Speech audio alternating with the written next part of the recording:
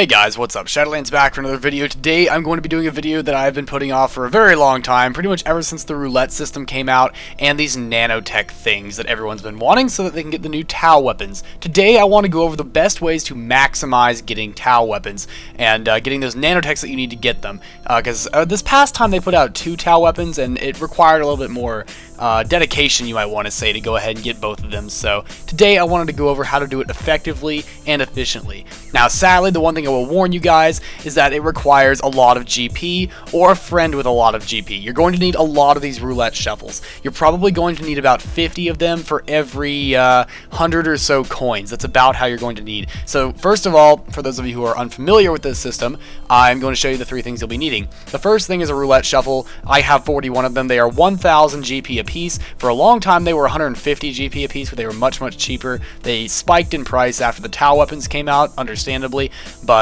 the roulette shuffle, you're going to need a lot of these first, and if I go in here and type silver coin, you're going to need quite a few of these. You get one for every game that you play, but you have to have specific requirements. The best way to do it is find regular emodded games that are elimination 100 point and play a map that will obviously fill up. You need to have at least 7v7 on an elite moderator room to get a silver coin. In a super elite moderator room, you need at least 6v6. That's the only way to get a silver coin, and they must have that many players in the game at the end of the match. It may have 8 players at the game in the game at some point, but you won't get the silver coin unless you end with that many players. A regular modded room requires 8 people on both sides in a regular elimination game to 100 points, so that is a little harder to pull off since a lot of people don't stick around in non-moderated rooms, so that can be a problem.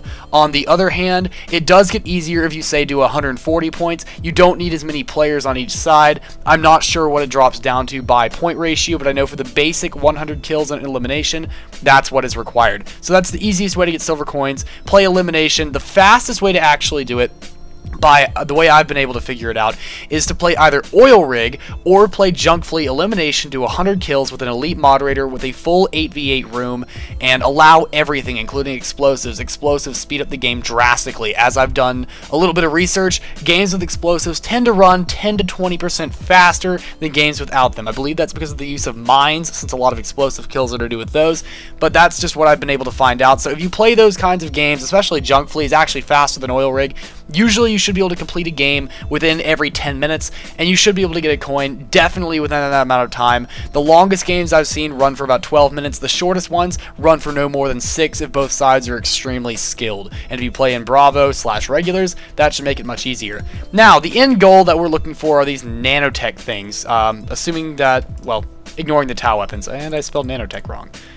You're looking for these things called nanotechs. You want these things right here to turn into dossiers so that you can get, you need 2 of them if you have an advanced refiner, and you need 4 of them if you are looking for just to do it entirely doing GP only and not using NX whatsoever, because advanced refiners cost $5 a piece.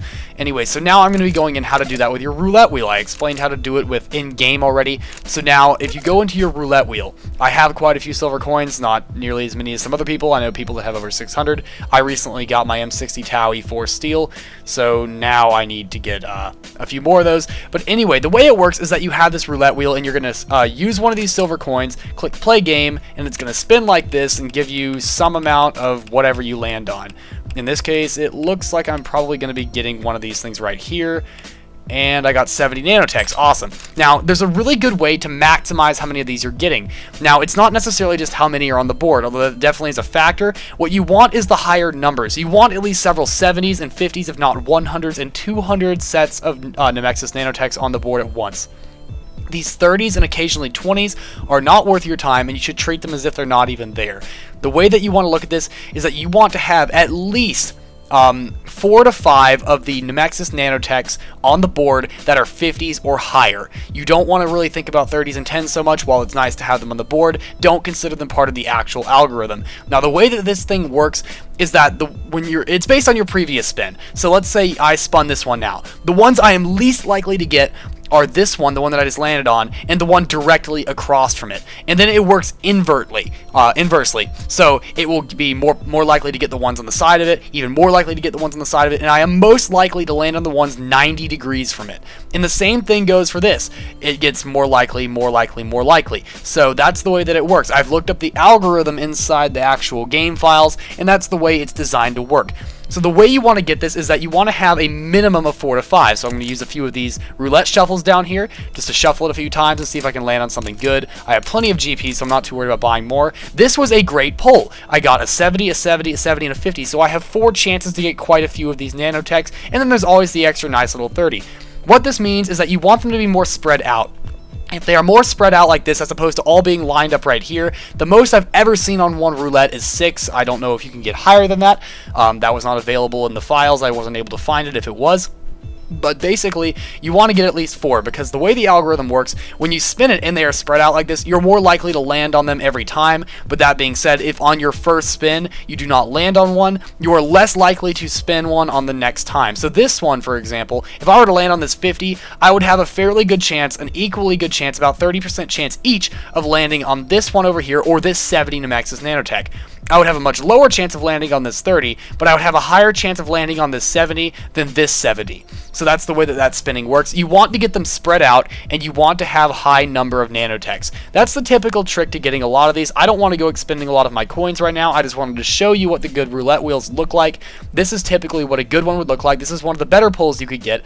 The best pull you could get would have a couple of 70s here, couple of 70s here, a 200, and then either a 100 and a 30 right here. 100s are often paired closer to 30s, and 70s are also often paired closer to 30s. 200s and 100s, however, when they appear, are often alone and don't pair up with too many others. However, when they pair up, they often pair up with 30s and occasionally 20s. I don't even know if 20s are available anymore. They were for quite a while when the M417 SB was released, although I had not seen them since then, so I don't even know if they're still in the game. But if they are, then you obviously want to avoid those. Don't treat them as if they're anything special. Hope you guys enjoyed this video and that a lot of you are able to get a lot more Maximize Nanotechs because of this. Just remember that you want to play the right games to get a lot of silver coins, and then you also need to be able to play the right game, get the right spins, so that you know how to allocate these and land on more of these roulette spaces. Anyway, guys, have a great day. Thank you for watching. Please rate, comment, subscribe, and I will see you in the next video. Shadowlance out.